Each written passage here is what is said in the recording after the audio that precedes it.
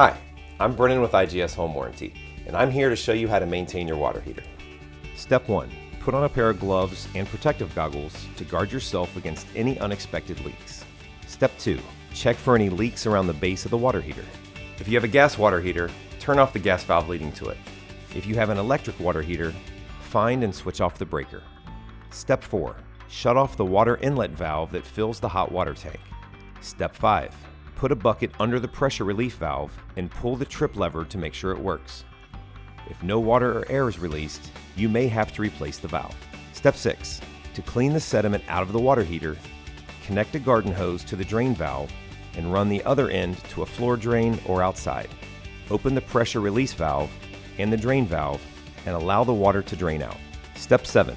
Disconnect the garden hose, close the drain valve, close the pressure relief valve, and open the water inlet valve. Step 8. Turn the gas or electricity back on. Be sure to wait until the tank is full before doing this. That's it. I'm Brennan. Thanks for watching. See you next time.